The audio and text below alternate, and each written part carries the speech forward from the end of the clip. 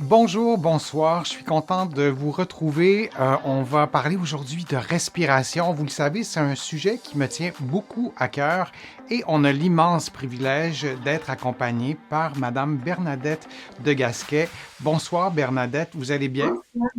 Très bien, je suis tellement contente aussi qu'on puisse faire ce live ensemble ce soir. Quel type de respiration, on pourrait presque mettre un S à respiration, peut faire une personne avec un problème pulmonaire un obstructif pour relaxer. Donc, on nous parle de MPOC ou de BPCO. Et là, je vais me permettre de juste apporter quelques nuances parce que les abréviations changent en plus d'un pays à l'autre. Donc, la maladie pulmonaire obstructive chronique. Il y a des nouvelles façons de voir la maladie aussi. Il y a beaucoup d'études qui sont publiées qui voudraient enlever le mot chronique et tout ce que vous nous dites et tout ce que vous nous dites dans vos livres et dans vos congrès, Bernadette, sur la respiration, plus on agit en amont, mieux c'est. Donc, dans la maladie pulmonaire obstructive chronique, parfois, on voudrait enlever le mot chronique pour agir en amont. Donc, on parle de bronchite chronique, on parle d'emphysème.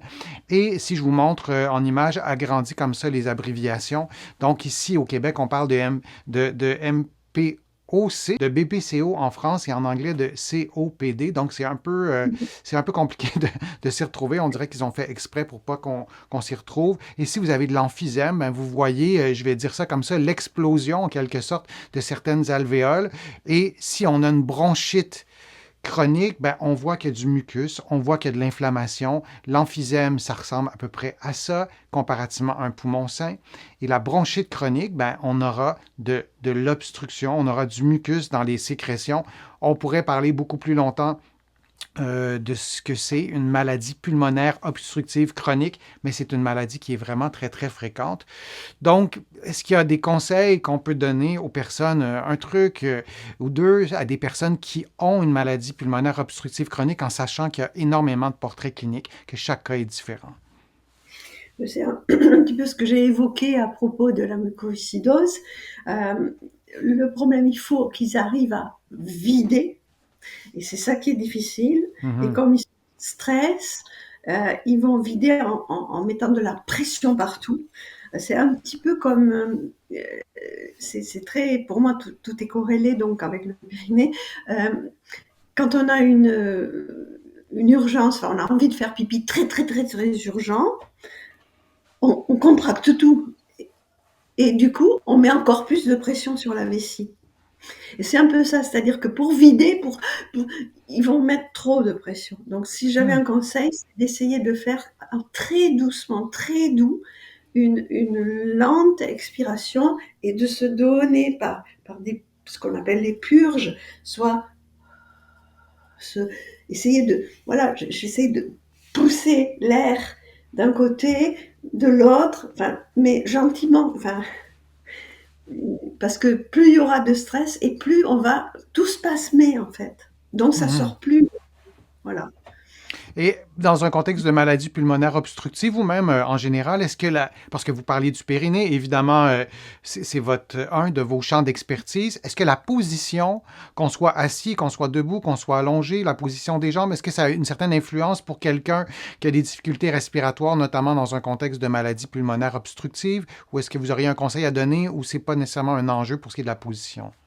Si là, parce que pour que le diaphragme bouge, il faut se posturer, voilà. Mhm. Et on sait aussi, bon par exemple, quand on va être couché sur un côté, on sait qu'il y a la narine du dessus qui, qui se libère Mhm. et on va respirer plus de l'autre côté, etc. Parce qu'on a un point d'appui. Donc tout ce travail un petit peu de savoir comment on respire, où on respire, vider un morceau après l'autre et pas vouloir tout vider d'un coup. Mhm. C'est voilà, c'est quelque chose bon, qui peut apporter. Après, évidemment, il faut être souvent guidé. On peut tout seul, c'est un peu compliqué. C'est une situation de stress. Et j'ajouterais, ben, si vous avez une maladie pulmonaire obstructive chronique, ben, vous avez probablement, je vous le souhaite, des professionnels de la santé autour de vous qui pourront vous aider aussi, mais n'oubliez pas, et je vous invite à réécouter les capsules là, de Bernadette sur l'importance de la mobilité des côtes aussi, parce que le diaphragme, les poumons eux-mêmes, ils ont pas de muscles. Donc, Tout ce qui est cage thoracique aussi, c'est important. Et j'ajouterai un dernier conseil pour prendre soin de sa respiration quand on a une maladie pulmonaire obstructive chronique, c'est de faire de l'activité physique, si on peut debout, sinon en bougeant les bras, mais on a tendance, quand on a de la difficulté à respirer, à en faire moins. Or, en étant guidé, en étant entouré de professionnels de la santé et de l'activité physique, c'est important aussi de continuer à bouger. Allons-y Oui, avec... oui, oui, je Oui, voudrais juste oui, dire, allez-y, on bien sûr. va bouger, comme on va expirer, il faut visualiser le tube de dentifrice. Ça fait partie de mes grandes images. Je pars du bas et je roule pour que tout sorte en haut. Parce que si je prends au milieu, si je serre au milieu, en fait, je vide pas. Il y a une partie qui va aller vers le bas et pas vers la sortie. Je vous remercie vraiment beaucoup, tout le monde, les internautes, de nous avoir posé des questions.